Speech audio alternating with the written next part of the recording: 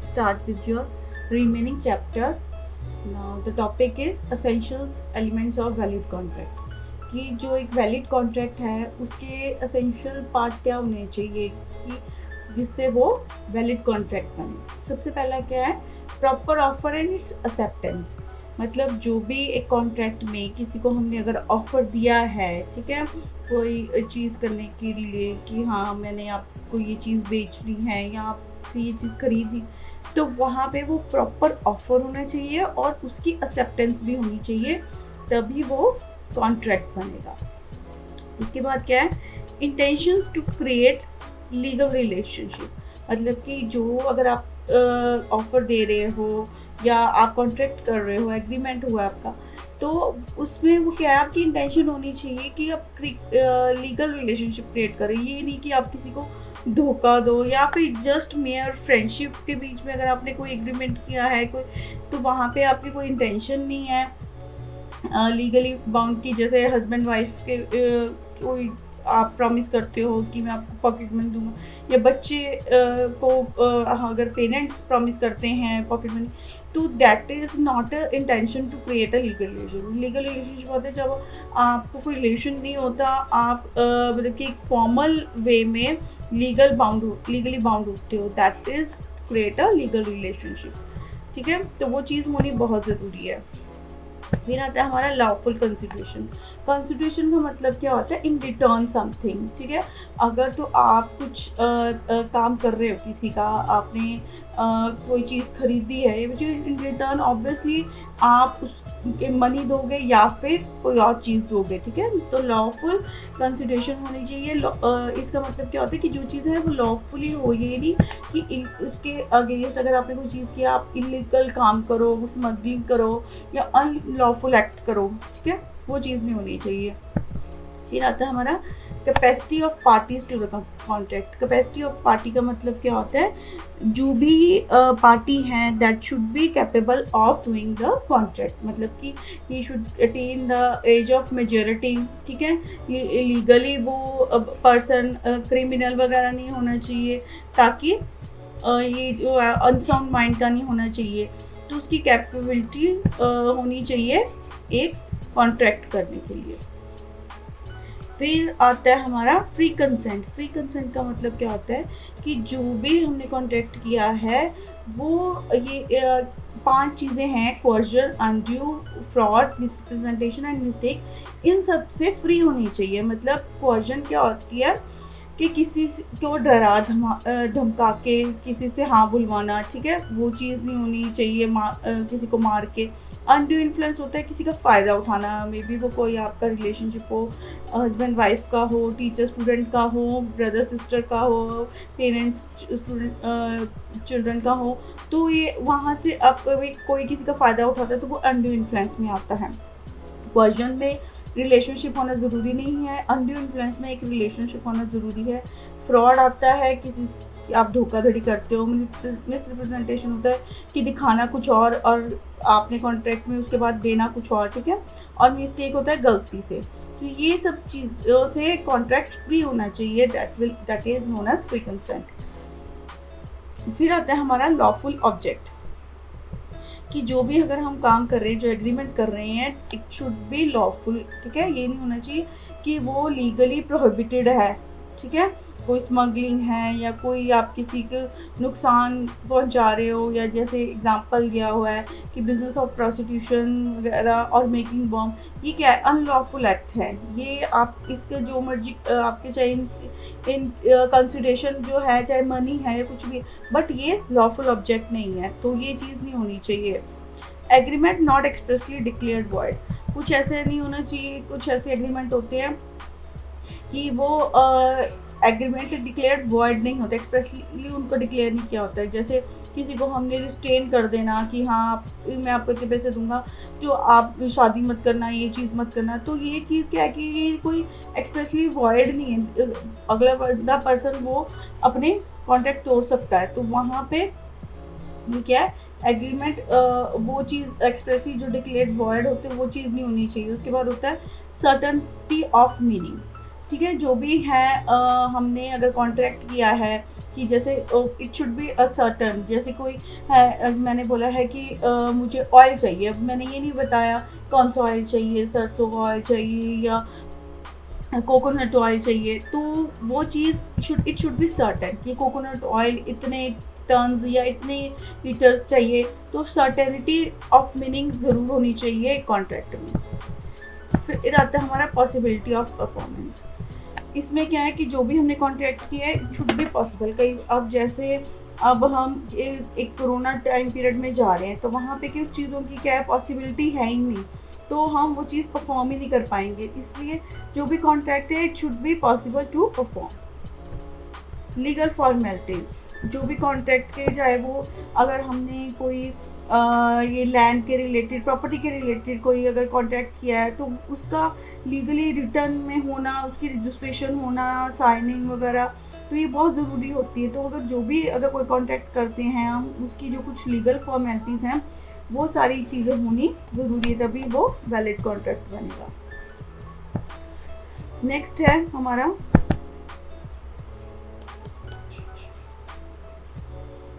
Next part है distinction between void agreement and voidable contract. अब इसमें क्या है डिफरेंस है।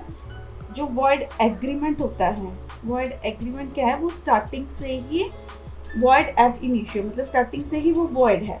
और जो वॉइडेबल कॉन्ट्रैक्ट क्या होता है कि हमारी अपनी मर्जी से हम उस चीज़ को वैलिड कर सकते हैं या फिर वॉइड कर सकते हैं।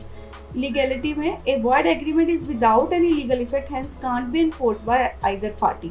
ए voidable contract on other can be enforced by the party but at whose option it is voidable. ठीक है, जो लीगली हम जो वॉइड एग्रीमेंट है हम उसको एनफोर्स ही नहीं कर सकते किसी भी पार्टी, चाहे ठीक है जैसे मर्जी हो, बट जो वॉइडेबल कॉन्ट्रैक्ट होते हैं हम जो एग्री पार्टी होती है उसकी ऑप्शन पे हम उसको वैलिड कर सकते हैं। Enforceability, void agreement is unenforceable from the very beginning, I have said already. ठीक है, वो अनएनफोर्सेबल है, स्टार्टिंग से ही वॉइड है। बट जो वॉइडेबल कॉन्ट्रैक्ट होते हैं वो हम ऑप्शन पार्टी की ऑप्शन पे होता है कि वो उस चीज़ को वॉइड करना है या valid. Compensation under voidable contract, any person who has received any benefit must be compensated or restored। ठीक है, जो voidable contract है वहाँ पे अगर कोई भी आपको बेनिफिट या फिर कोई कंपनसेशन है तो आपको पार्टी को रिस्टोर करना पड़ेगा। बट जो वर्ड एग्रीमेंट होते हैं वहाँ पे ये चीज़ पॉसिबल ही नहीं है, क्योंकि वो starting from the very beginning वो चीज़ अनएनफोर्सेबल है। फिर आता है हमारा effect on collateral transaction। void contract does not affect collateral transaction। collateral होते साथ में कोई हमने और कोई ट्रांजेक्शन की, voidable contract में उसका इफेक्ट नहीं पड़ता। बट जब void एग्रीमेंट होते हैं, ठीक है, या फिर वो इलीगल या अनलॉफुल है, तो वहाँ पे वो भी चीज़ साथ में जो collateral ट्रांजेक्शन है वो भी void हो जाएगी। Obligation of party under void contract and voidable contract, जो ऑब्लिगेशन है पार्टी की वॉइड कॉन्ट्रैक्ट और वॉइडेबल कॉन्ट्रैक्ट में क्या है। In case of void contract, since the transaction either unenforceable from beginning और so becomes on the transaction becoming impossible illegal of execution, party there to accelerated of their obligation, then thus the none of the parties can seek performance from the other। जो void contract होता है वो क्या होता है, जैसे मैंने आपको क्लास में भी एग्जांपल दिया था कि जैसे पाकिस्तान के साथ हमारे अगर जो रिलेशनशिप है वो सही चल रहे हैं तो वो वैलिड कॉन्ट्रैक्ट होते हैं। बट अगर बाई चांस वॉर की सिचुएशन आ जाए तो वो क्या बन जाते हैं, वॉइड कॉन्ट्रैक्ट। बट जो वॉइड एग्रीमेंट होते हैं वो स्टार्टिंग से ही वो इलीगल होते हैं या वॉइड एब इनिशियो होते हैं कि हम उस चीज़ को कर ही नहीं सकते।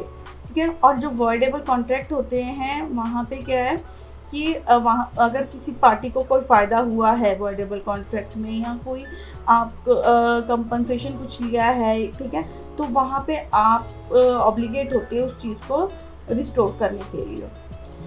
और ऑल अनएनफोर्सेबल कॉन्ट्रैक्ट्स वॉइड, इसमें क्या है कि सारे जो अनएनफोर्सेबल कॉन्ट्रैक्ट होते हैं वो वॉइड होते हैं। Section 2J does not declare every unenforceable contract void। A contract may be either by substantive of law और बाय प्रोसीजर लॉ और regulation. It is not a contract which is, वो कहते हैं सारे अनएनफोर्सेबल लॉ वॉइड नहीं होते।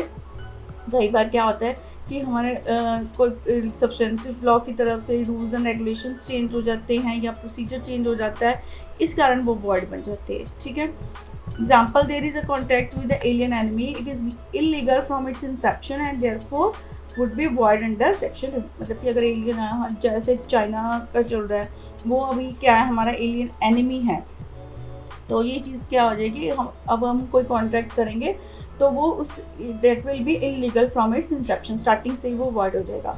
There is a contract with alien friend but later on becomes an alien, में such contracts would be void. ठीक है, तो यहाँ पे वो वॉइड कॉन्ट्रैक्ट हो जाते हैं। जैसे मैंने आपको पाकिस्तानी वाला बताया था कि पहले मैं, या चाइना का भी हम अगर लें, तो जो पहले हमारे कॉन्ट्रैक्ट थे वो क्या बन गए, हमारे वॉइड बन गए। The contract may be unenforceable but not void, thus mere failure to sue within the time specified limitation or inability। अब कई चीज़ें तो कई बार अनएनफोर्सेबल होते हैं, कुछ सिचुएशन के कारण हो जाते हैं, या तो वहाँ पे हम क्या कर सकते हैं, हम act an inability to sue or reason the provisions of one of the orders under civil procedure code would not make any contract void। ठीक है, अगर कोई सिचुएशनल के कारण है तो हाँ वो चीज़ कॉन्ट्रैक्ट वॉइड नहीं बनेगी। Distinction between void agreement and void contract। void agreement is unenforceable from the very beginning, मैंने आपको बताया था, उसको void ab initio बोलते हैं। और जो void contract होते हैं वो स्टार्टिंग में वैलिड होते हैं, बट आफ्टर कोई सिचुएशन या कोई प्रॉब्लम की वजह से वो void बन जाते हैं। Agreement against public policy, an agreement which conflicts the morals of the time and the contravenes any established interest of society is void as against public। कोई भी ऐसा कॉन्ट्रैक्ट जो हमारी पब्लिक पॉलिसी के अगेंस्ट होता है, ठीक है, they are already known as a void contract. ठीक है, वो वॉइड में आ जाएंगे, वो लीगल कॉन्ट्रैक्ट नहीं बनते। ठीक है, कोई भी अगर आपने दंगा फसाद करवा दिया ये चीज़ें, तो वो चीज़ें पब्लिक पॉलिसी के अगेंस्ट होती है। Agreement is restraint of trade, कि अगर every agreement by which any one of restraint from exercising a lawful profession, trade और business of trade is void. कि अगर आप किसी को बोलते हो कि मैं आपको इतने पैसे दूंगी और आप ये वाला मेरे जैसा काम मत करना, ये चीज़ करना, तो वो भी क्या है, अगर हम किसी को रिस्ट्रेन करते हैं वो काम करने के लिए, वो भी वॉइड है। रिस्ट्रेन ऑफ लीगल प्रोसीडिंग्स, कि अगर हम किसी को बोल दें कि आप मेरे अगेंस्ट लीगल प्रोसीडिंग्स मत करना, ठीक है, अगर कोई मैं आपको पैसे दे दूंगा या आप मेरे अगेंस्ट मत जाना, तो वो भी क्या है, वॉइड है एग्रीमेंट्स। अनसर्टेन और एम्बिगुअस एग्रीमेंट। अब जो चीज़ मैंने आपको ऑयल वाला एग्जांपल दिया था पहले भी कि ठीक है, मैंने बोला कि मुझे ऑयल चाहिए, बट कौन सा ऑयल चाहिए, कितने टन चाहिए, कितना लीटर चाहिए, वो मैंने स्पेसिफाई नहीं किया, तो वो एग्रीमेंट भी वॉइड हो जाते हैं। Wagering agreements. Wagering agreements is a promise to give money or money's worth upon the determination of certain event। ठीक है, a contract to pay money to be and happening of given event, consideration of B promise to pay money on the event of not happening।